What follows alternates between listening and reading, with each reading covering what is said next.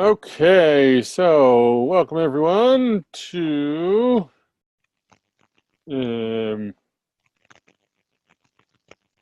to tonight's call. It's good to have you all here, and I'm obviously again not Rabbi Mark, but I am Rabbi Ilan, and I'm glad to be stepping in for him while he's away off in Amsterdam, I believe, having a nice time there. I see from Facebook. So I thought we'd do a couple things tonight. I thought let's start by just taking a breath. Let's just put everything down for a moment and let's just breathe wherever we are and just know that Passover is coming. And just step into the idea that there are new layers of freedom in store for us in the future. And that, the Haggadah says, at the beginning of the Magid section, we hold up the matzah and we say, this is the bread of affliction that our ancestors ate in the land of Egypt. Anyone who is hungry should come and eat. All who are needy should come and celebrate Passover with us. Now we are here. Next year, may we observe Passover in the land of Israel. This year, many are still enslaved. Next year, may we all be free. So I want to invite you to just sit for a moment. Find a comfortable spot. Put everything down. Close your eyes. Feet on the ground. And just imagine for yourself. Think about where you are in life. Think about how you are in life. Think about what's calling you forward. Think about the God of our ancestors who helped bring us from slavery to freedom. And know that that journey of going from slavery to freedom does not happen smoothly. And that on this journey of life, sometimes we take a few steps forward and want to run back to the comfort which we know, which feels familiar, even though we may not actually like it. Just sit for a moment and imagine who you would like to be a year from now, and where you would like to be, and how you would like to be a year from now. What is the journey of freedom that is calling you forward? I invite you to sit for a moment, and we'll come back together with a nigun in a minute.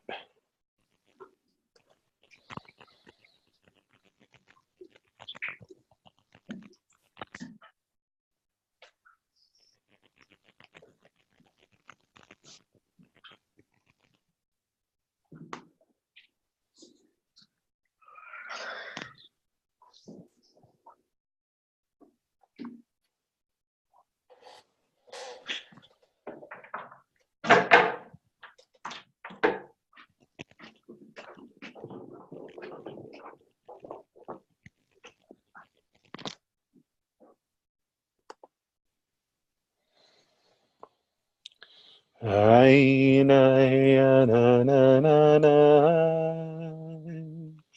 Ay, nay, na, na, na, na, na. Ay, nay, na, na, na, na. Ay, na.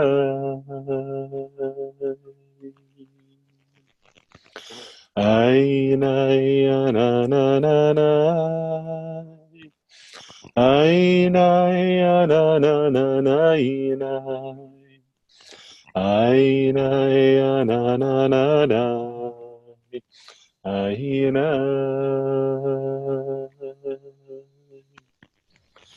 Ay, nay, na, na, na, na, na. Ay, nay, na, na, na, na. Ay, nay, na, na, na, na, na. Ainai, Ainahinam, Ainai, Ananananainai, Ainai, Ananananai, Ainai, Ananananainai, Ainai, Ainai.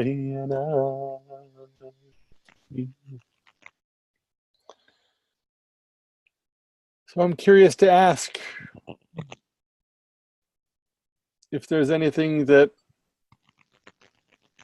any of you feel you wish to share, anything that came up for you as you were thinking about who you'd like to be a year from now. Any thoughts or insights? Sharon? I would like to be further on the road, reading Torah and Haftarah regularly in shul. I need to focus on making a practice of daily prayer and increasing my comfort with leadership in Torah. Very nice. Anyone else? Susan or Mark? You don't have to share, of course. I think it's always interesting to think about what can happen in the span of a year, right? Because the truth is, none of us know how we are going to be a year from now, right? Think to a year ago and think about all the changes that have happened in our lives, right? And all that we've been able to accomplish. And of course, there's always more that we wish we could have done. It's part of being human, but a lot can happen in a year if we're willing to think and act a bit differently. There's a great quote that I want to share, and it comes from Michael Walzer's book called Exodus and Revolution. And towards the end of the book, he says, "We still believe, or many of us do, what the Exodus first taught, or what it has commonly been taken to teach about the meaning and possibility of politics and about its proper form. First, that wherever you live, it is probably Egypt. Second, that there is a better place, a world more attractive, a promised land. And third, that the way to the land is through the wilderness. There is no way to get from here to there except by joining together and marching."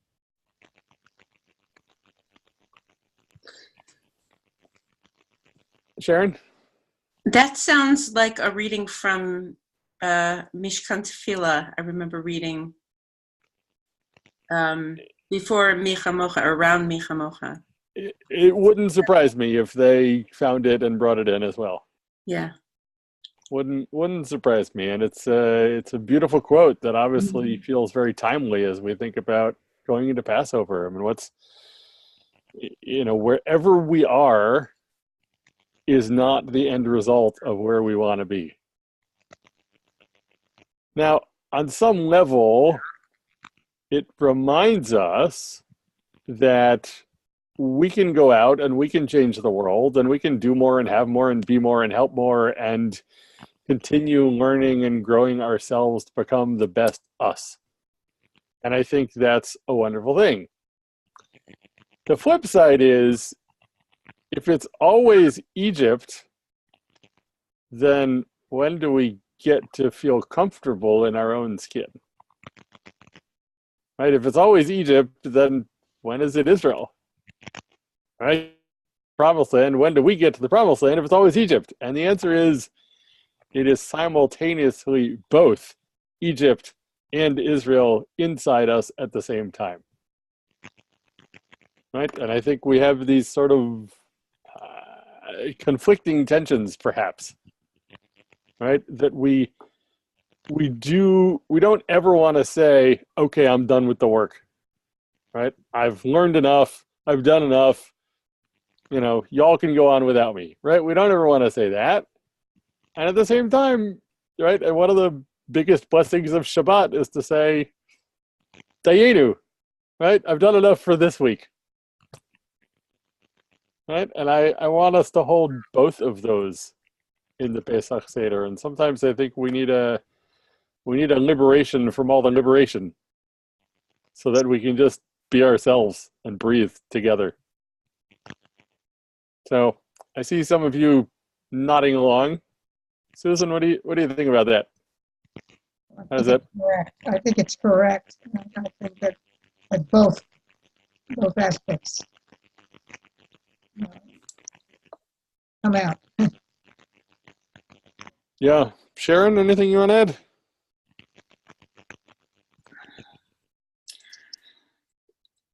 It resonates with me very much so. You know, I'm always growing and stretching and nervous and afraid that I'm out of my comfort zone. And I'm always sure that I'm on a mission somewhere and just have to be present in that moment and know that there are angels guiding me. There certainly were for our ancestors. I mean, I think God was the official angel, but there were also angels.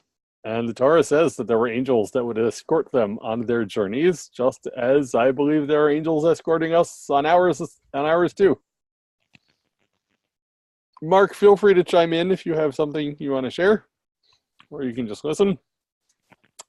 So I want to share, Mark asked me to talk a little bit about the book that I'm not sure if you were all at the service that I was at where he gave me a plug for my new book that's just coming out in the next couple days. It's called And God Created Recovery, Jewish Wisdom to Help You Break Free from Your Addiction, Heal Your Wounds, and Unleash Your Inner Freedom. And it is my effort to try and take all that I have learned in my own recovery journey and in my rabbi journey and in my coaching journey to try and put a book and later on more resources together for those who are struggling with how to live well. And I think, of course, that more and more people are struggling with how to live well in today's world. And the numbers of suicides are drastically up, and the number of people, with addictions are drastically up and getting worse. And it seems that the world has gotten harder for a lot of people. And unfortunately, we sort of tend to take the easy way out and think that if I just have this drink, have this cookie, take this pill, whatever, I'll be okay, right? And it's looking for outside validation for what we really need to come up with internally, right? And unfortunately, I mean, yeah, does it work? Sure. But only for a little bit of time, right? You can take that pill and you'll feel better for that moment, but then the pill will wear off. The caffeine will wear off. You'll wake up the next morning and say, what did I just do? Or, God forbid, you won't wake up the next morning, as happens to too many people. So I've been combing Jewish literature to look for good stories and insights about addiction and recovery, of which there are a lot. So I want to share a powerful story from the Talmud with you. And this is a story that says Rabbi Yochanan was a major teacher, and his student, Rabbi Chia bar Abba, fell ill. Rabbi Yochanan entered to visit him, and Rabbi Yochanan said to him, "Is your suffering dear to you? Do you desire to be ill and afflicted?" On some level, that's a crazy question because nobody wants to be suffering, but we've all met people who kind of enjoy it a little too much. Right? I'm sure you know some people like that. So Rabbi Chia said to him, "I welcome neither this suffering nor its reward." Rabbi Yochanan said to him, "Give me your hand." He gave him his hand. Rabbi Yochanan stood him up and restored him to health. Talmud doesn't say how that happened, but he picked him up and he got him out of bed and he felt better. Later on, Rabbi Yochanan himself fell ill. Rabbi Hanina entered to visit Rabbi Yochanan and said to him, "Is your suffering dear to you?" Rabbi Yochanan said to him, I welcome neither this suffering nor its reward. Rabbi Hanina said to him, give me your hand. He gave him his hand, and Rabbi Hanina stood Rabbi Yochanan up and restored him to health. So the Talmud asks an interesting question. Why did Rabbi Yochanan wait for Rabbi Hanina to restore him to health? If he was able to heal his student, why couldn't he heal himself? And before I give you the answer, I'm curious to hear, do either of you have an answer to that question? If he could heal his student, why couldn't he heal himself? You can't really heal yourself all the time. You need somebody else to help you. So that is actually what the Talmud says. The Talmud answers and they say, a prisoner cannot free himself from prison, but depends on others to release them from their shackles. And I think, Susan, what you said is totally true, right? We can't journey to freedom on our own. Right? Can you imagine what would have happened had God come to Moses and said, MOSh, I want you to leave and walk through the wilderness, and I'll start again with you. Right? Wouldn't have worked. Wouldn't have worked. Or Moses, go choose, 2 people. Right? No way. Right? There was a large, if you believe the numbers in the Torah, there were 2 million men, women, and children making the journey from Egypt to Israel. Now the number may not, it may not make sense, doesn't matter, but there had to have been a sizable number of people because we can't go on our journeys alone. We can be alone for short periods of time, but certainly not on the major journeys of life. Right? We have to find community. And I think one of the things that I've learned in the recovery world is you can't recover on your own. You need a community of people. And you can't really have Passover Seder on your own, although it happens for some people, unfortunately.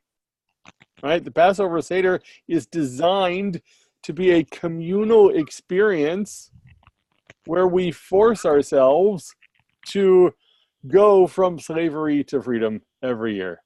And you know what the text of the Haggadah says. It says, B'chol dor v'dor, chayav adam lirot et atzmo ki'ilu hu yatzah miMitzrayim. In every generation, we must see ourselves as if we too are going out of Egypt. Right? And we can't do that on our own. Right? We can think about the problems of the world, but we can't get to journey.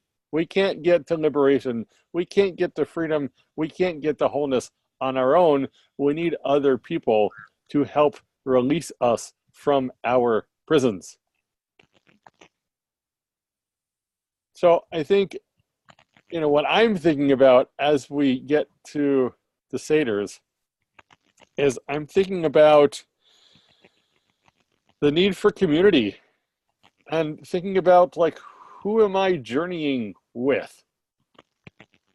Right? Who are the people that I can rely on? Who are the people that I want to help support? Who are the people that walk with me on this journey?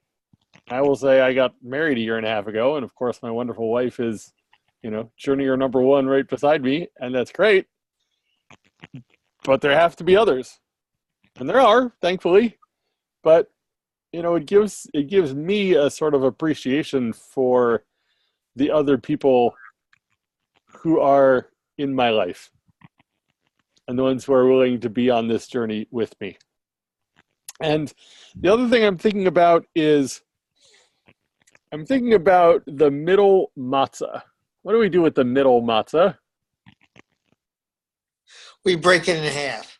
Right. We break the middle matzah in half, and then we hide half of it and call it the Afikomen, which is the Greek word meaning dessert. And we save the Afikomen for the very, very end of the meal, for the end of dessert, I should say. And what strikes me about that is that we take the middle matzah, which is pure and whole at the beginning of the meal, and we break it in half. and we cast our brokenness away from the table, right? Somebody's supposed to hide it. And then we turn it into this interesting game, and the kids have to find it, and we can't finish the Seder without it, and everybody's happy, maybe. But there's something about brokenness that I think our tradition keeps reminding us, right? It's like when the Midrash says that when the first set of 10 commandments, when they were broken by Moses, they were picked up and still carried in the ark with them. We didn't leave them behind, right? And the same is true with the Afikomen, right? If we want to journey towards healing, we have to be able to sit with our brokenness. We have to be willing to acknowledge that we have brokenness.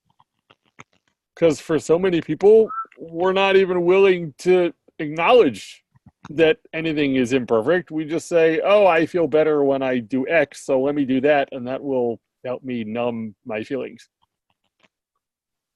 Right? So the first step is really just to acknowledge where we are. This world is hard. Life is hard for so many people, and that's okay. Right? And I think there's something about, if we want to go on the journey towards freedom, we have to own the fullness of who we are, not just the things we post on Facebook,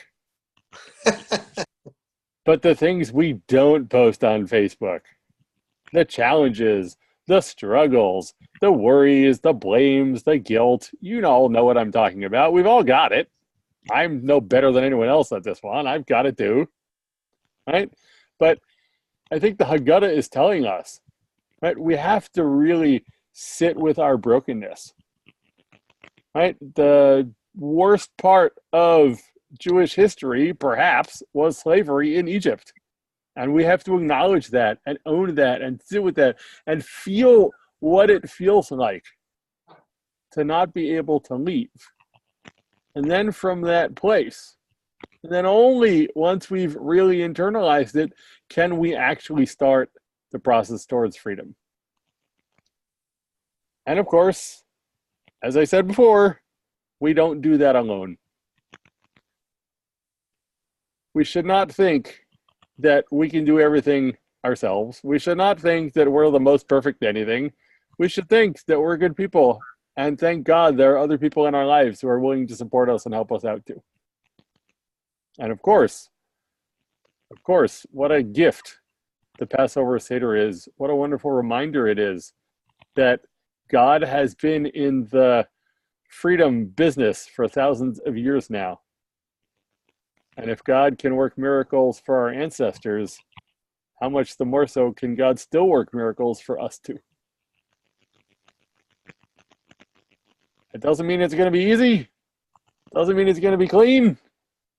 Doesn't mean it's going to be short either. But I think the Haggadah comes to tell us that that promised land is still yet around the corner. And it's up to us to be open to God's blessings. And together, with God and with our friends and family and loved ones, we can get there once again. So I'm wishing all of you a wonderful Pesach wherever you're going to be. I hope this has been a nice taste or a preview of coming attractions, as it were. And feel free to share any of this during your Pesach Seder. The story that I mentioned and some of the other teachings are in my book. You are welcome to go to Amazon. It's called In God Created Recovery, and it is mostly available as an ebook, and then the paperback will be coming out soon as well. There is an edition up there now, and I'm going to I'll upload the final manuscript as soon as it's ready, which should be any day. And I'm sure I will see some of you again at future Minyan Oneg Shabbat services, and just wishing each of you a wonderful Passover experience, and may it be nourishing and liberating. And if it's not as nourishing and liberating as you might think, I would encourage you to ask, how can you make it nourishing and liberating for someone else? Because sometimes we forget that the best way to get what we want is to give it to other people, to help them get it as well. So may we all be able to help others on this journey of liberation. May we enjoy the process. Amen.